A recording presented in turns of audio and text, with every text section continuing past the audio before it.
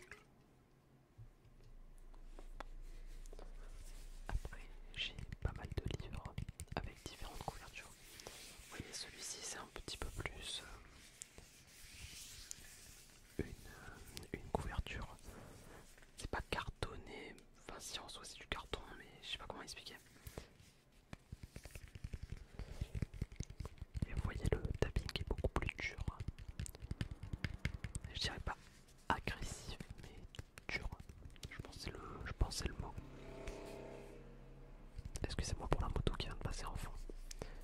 Je tourne cette vidéo, il est quasiment 7h du matin, honnêtement. J'ai toujours pas dormi parce que je suis complètement décalé. Mais c'est pas grave. C'est pas grave, c'est pas grave. Et je suis obligé de garder la fenêtre ouverte parce qu'il fait vraiment super chaud chez moi en ce moment. Alors que dans le reste de la France, bah, il y a des baisses de température assez globalement.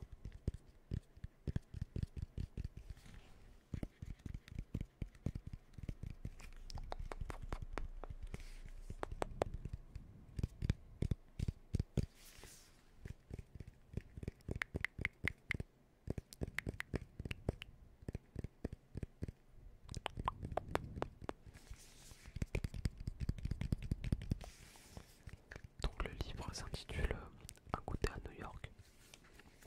Et en fait un livre avec des petites recettes de cuisine. Enfin de ce que j'ai compris. Je l'ai quand ouvert.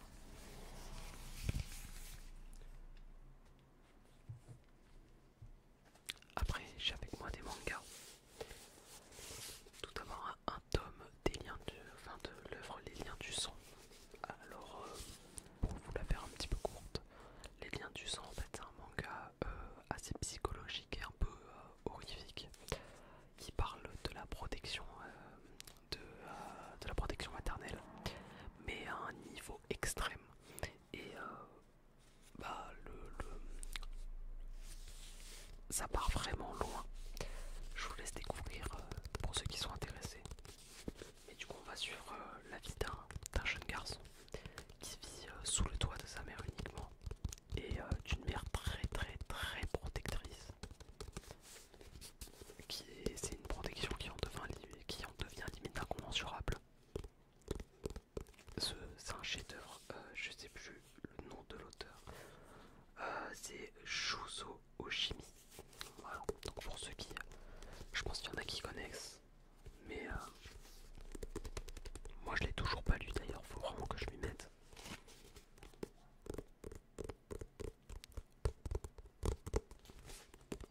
Mais bon là j'ai pas trop le temps. Enfin, j'ai du temps hein, bien évidemment, mais j'y pense pas forcément. C'est plutôt ça.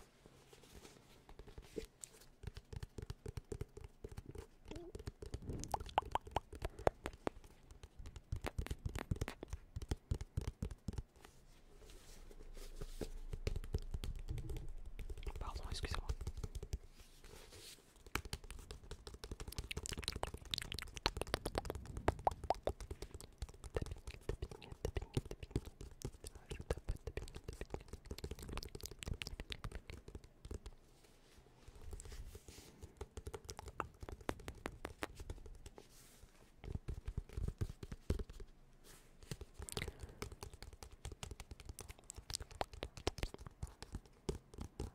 À mon avis, cette vidéo sortira peu de temps après la rentrée.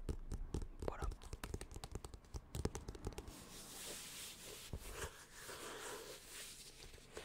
Et en fait, c'est pas exactement pour les pages. C'est pas la même pas la même couverture que les mangas. Enfin, c'est pas la couverture en elle-même parce que. Merde. Voilà. Vous voyez, ça c'est la couverture, mais il y a une autre couverture par-dessus. Hop, j'essaie de pas faire trop fort.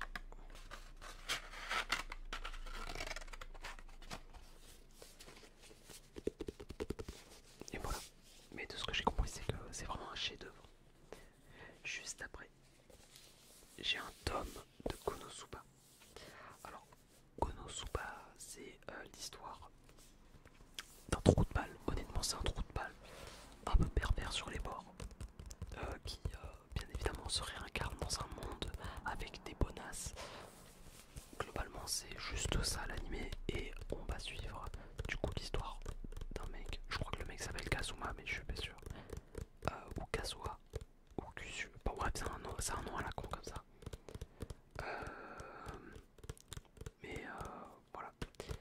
Et donc cet homme va être entouré de trois filles globalement qui vont constituer son harem. Bon, bien évidemment, il y a des persos un peu plus secondaires, voire même tertiaires, qui vont intervenir.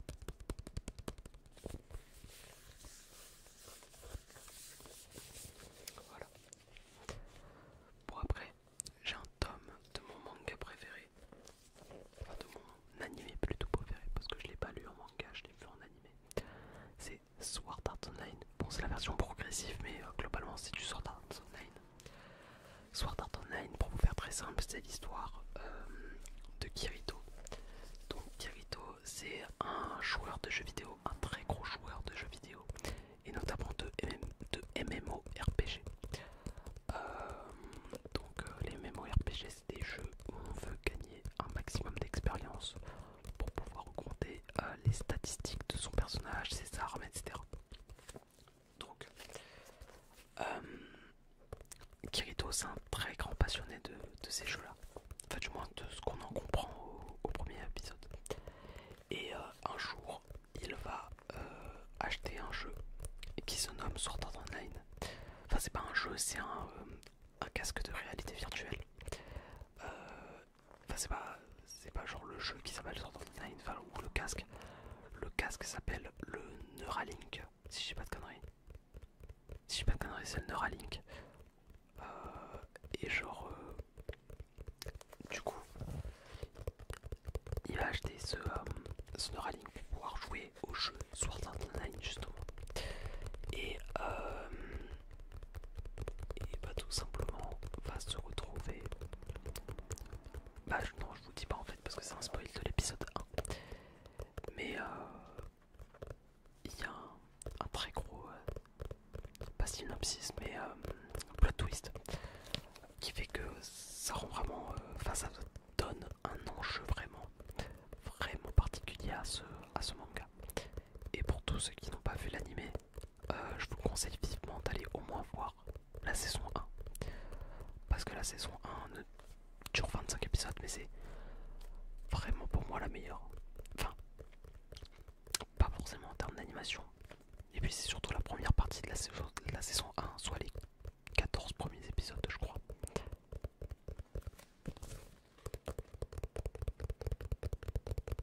Après, il y a encore...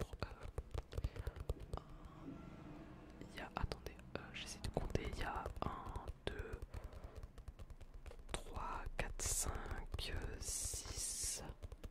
Il y a 7 arcs et il y en a un 8ème qui est en préparation. Il y a 4 saisons de SAO.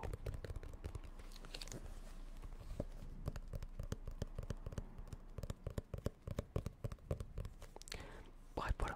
Je vous conseille vivement cet animé.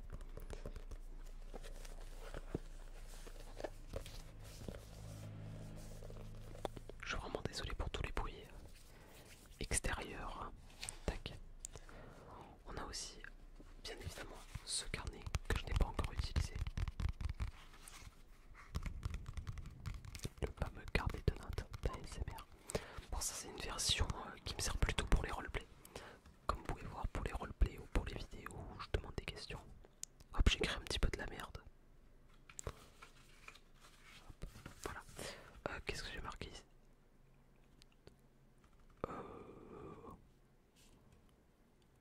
J'arrive même pas à lire. Bref, j'ai remarqué des conneries probablement.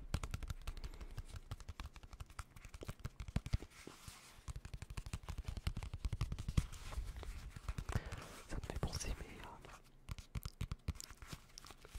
j'aimerais bien un jour faire une vidéo écrite sur la sexualisation dans la ASMR.